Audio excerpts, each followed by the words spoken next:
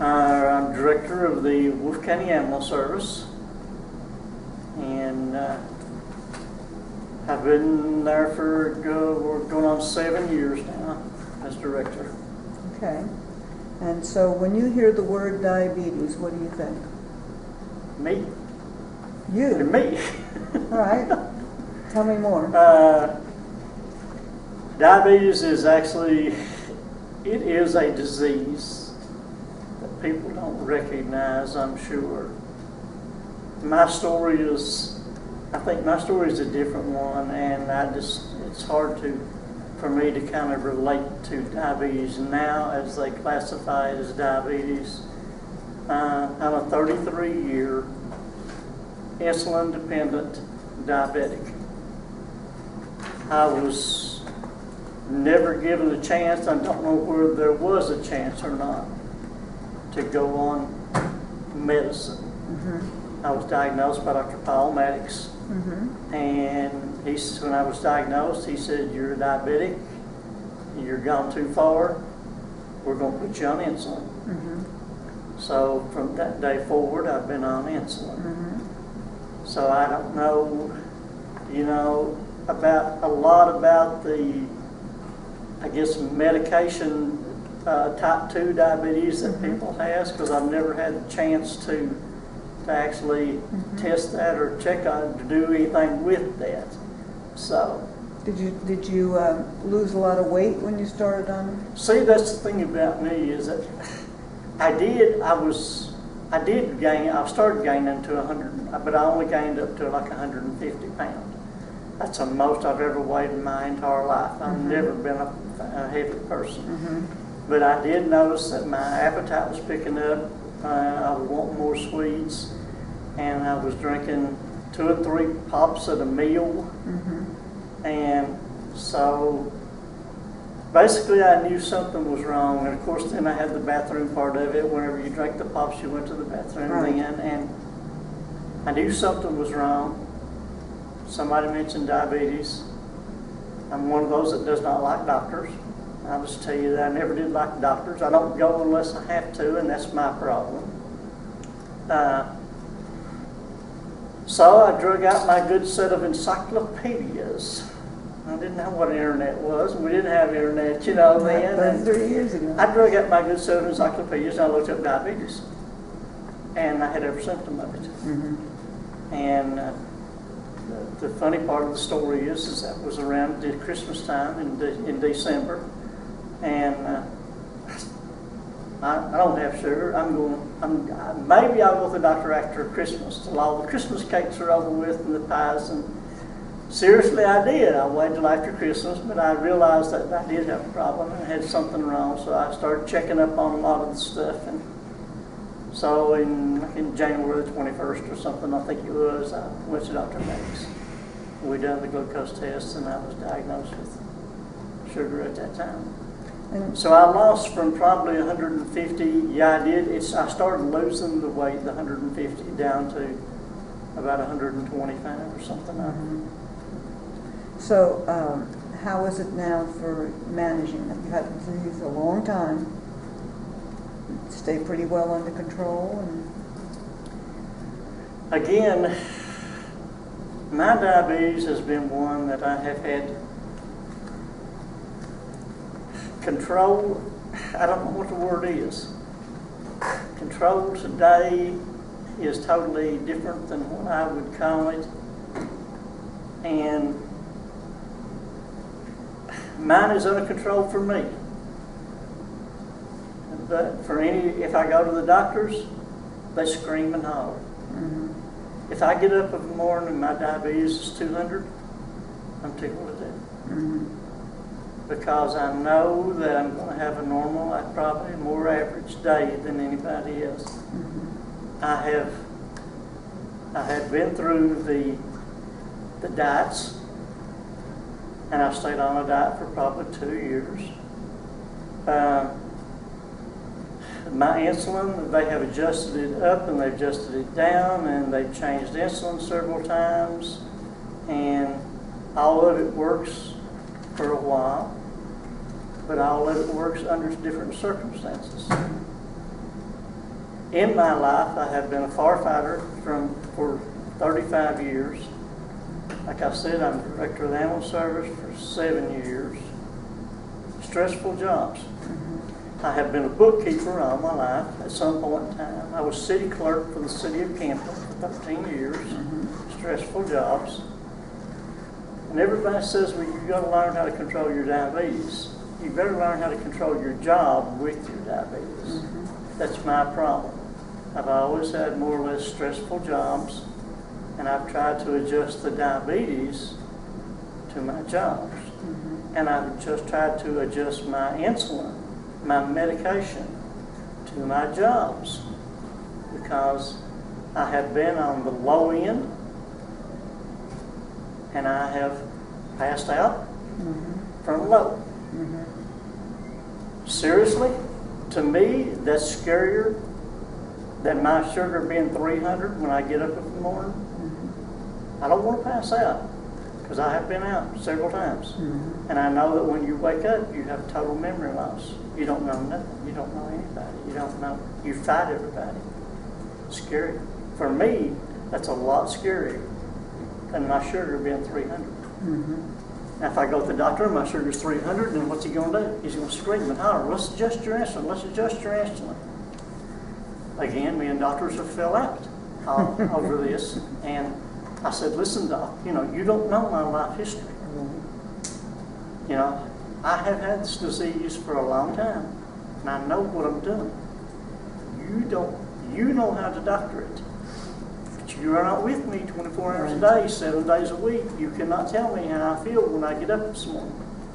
If I get up and my sugar is, like I said, 300, then I know I need to take a little bit more insulin and bring it down, but I also know I need to watch my activity and not be too active that day and bring it too low and pass out. Right. Have you had any complications? I have not. That's the other thing that I think, number one, I thank the good Lord for. I've been a diabetic this long. I have an eye test every year. My eye doctor, Dr. Millett in Richmond, says, Jerry, I've had 2 cataract surgeries already. My Dr. Millett looks at me every year and says, Jerry, I cannot believe that we've went another year and I cannot find any sign of sugar in your eyes. And I have, as you can see, I have no cuts, bruises. I have no, doctors won't tell you that, and I'm, don't go against the doctors, but I just tell them that, oh, you need to be careful, you need to be careful. I know that. But I have had cuts, and I have had bruises, and I have had stuff, and I just doctor them my way. Yes, it is slow healing, but I have never had an infection with one. That's good. I've never had any problems with one. My doctor, Dr. Frederick, after I started going to Dr. Frederick in West Liberty, I went over there one year, and after I diagnosed with Dr. Frederick, and I said, Dr. Frederick, he said, how you doing? I said, I've got burning sensations in my feet, absolutely burning off. My legs are absolutely burning, and that's one of the symptoms. He said, Jerry, let me tell you what. He said, don't know. He said, he said, we've tried a lot of stuff for that. But he said, right now, he said, they're using vitamin E for everything. And he said, I'm recommending vitamin E. Some of my patients tell me it's doing good. Some of them tell me it's not. He said, I'm recommending vitamin E. He said, if you want to try it, try it. I would recommend you try it and just test it, see what it does. That was, again, I can't keep up with the years, but that's probably been 20 years ago or something like that. He told me to start taking vitamin E. I took vitamin E. The burning sensation went away from my feet. It went out of my legs. I'm still taking vitamin E, and I never had any more burning sensation or burning my legs. His recommendation worked. It's still working today, and I really don't know why I've not had any complications for diabetes, because like I told you, it'll be 300 this morning, and I'll take my insulin and bring it down during the day. I've also got it's called the brittle diabetes. Mine it fluctuates a lot. But I always complain it to, to my, state of activity that I have always been in. I've never been one to sit around, don't like to sit around and everything. And that's whenever, again, me and even Dr. Frederick, we had it out over there, he said, Jerry, you need to get on this insulin. He wanted to put me on the 70-30 insulin. And I said, now, Doc, we tried the 70-30 insulin once. I said, it's too quick acting. It starts acting too quick. It brings my sugar down too quick. I can't keep up with it. I'm too active. I said, if you really want me to, and pardon this, but anyhow, I said, if you really want me to work on your insulin schedule, I said, give me a check. Put me on disability. I said, I'll sit at home if you want me to and check my sugar 4 times a day, regular like I should. I'll take the insulin just exactly the way I'm supposed to. And I said, I won't be out here working and doing this active schedule that I have to work. And he said, Jerry, now you know we can't do that. I said, then okay. Let me work on it myself. Ever since then, I go about every so often and let him check me out whenever I have to. And he'll say, now you know you're not coming in enough. I say, yeah, I know. But I'm an active doctor.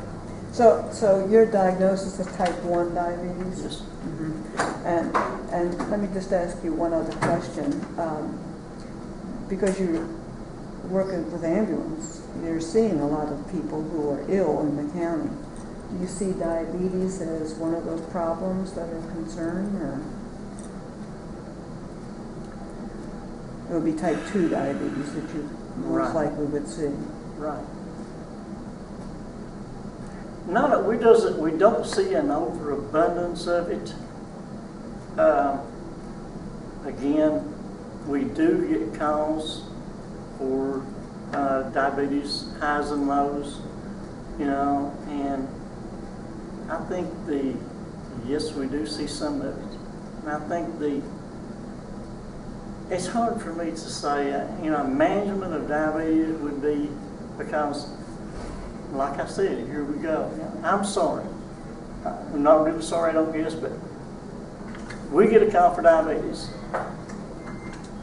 Let's say theirs is high. I've heard them say, my sugar's 300. I need an ambulance. Get me to a doctor.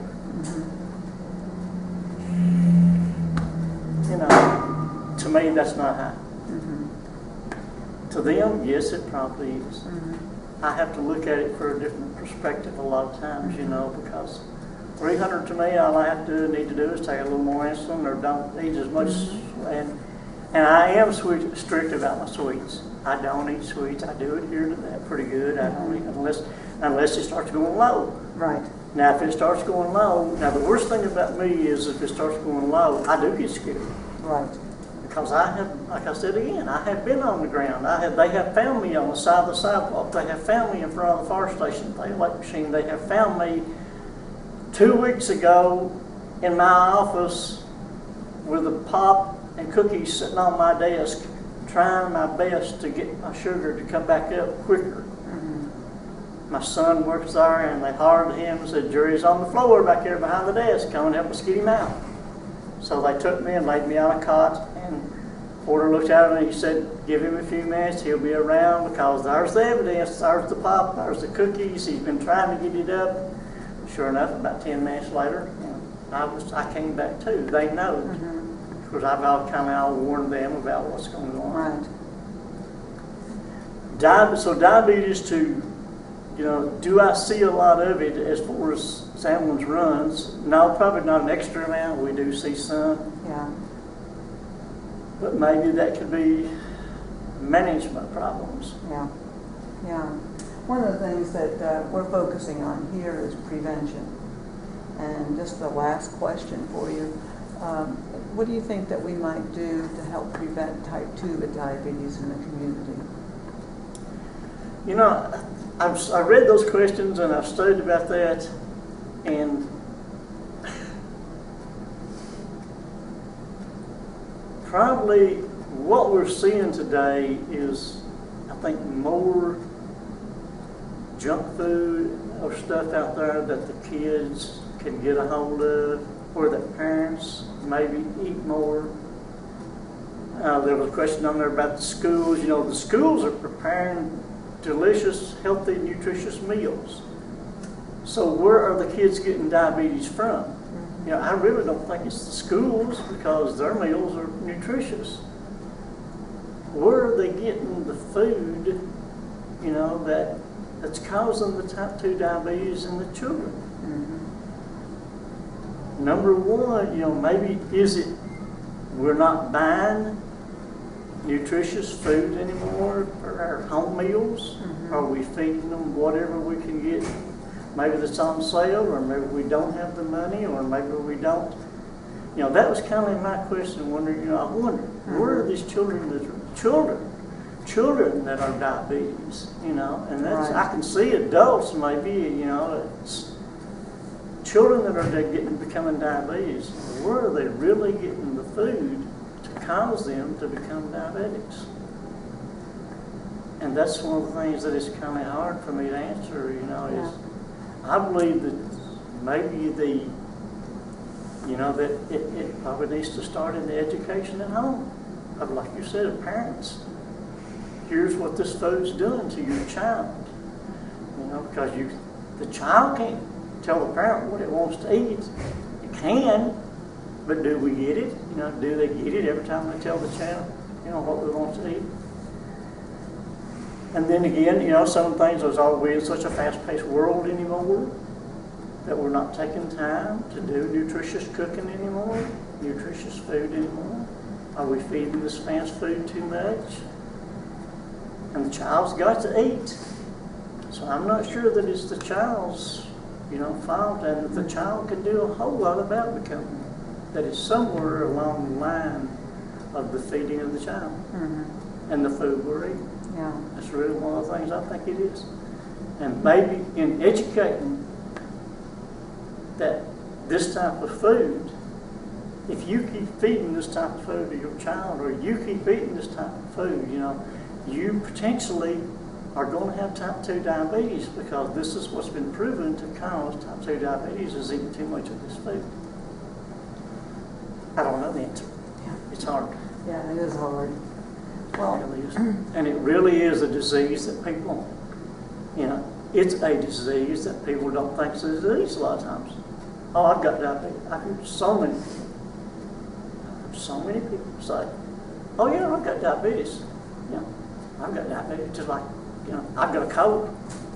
You know. yeah. They don't realize, I don't think, that diabetes is a disease. And it is what, the number 2, am I right? I think it's number 2 killer in the United States. I think it's number 5. It's number 5? Okay. It kind of varies back. Different areas? Yeah. Okay. Well, one of the problems is that it doesn't always get named as on death certificates as the reason for death, but often people have it as one of the other things. I was thinking I read somewhere where the heart attacks were number 1 and diabetes was getting to be number 2. Number 2. Yeah. But it's definitely a concern. It is. It really is. Yes. Yes. Well, I think I've asked you all I need to. Is there anything that you haven't said that you would like to? I said too much already, probably. No. You did a nice job. I think you did a really good job telling us your story and how that works for you. Well, you know, I guess the only thing that I would say is that people need to, like I said, I'll back up and say it again, people really need to realize that diabetes is a disease. And that's what they need to do, and treat it as such. Try to control it at an early age. You know, I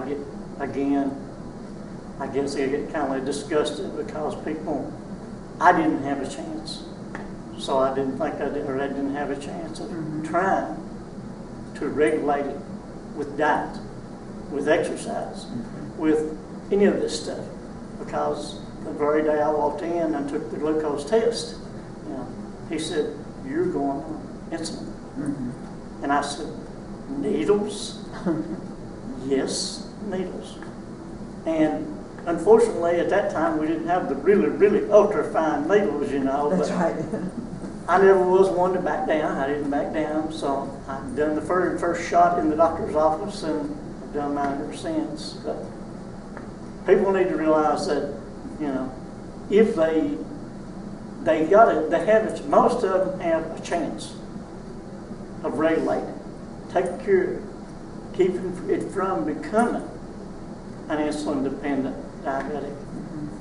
And they really need to realize that they need to do that, is what I would recommend. I think that's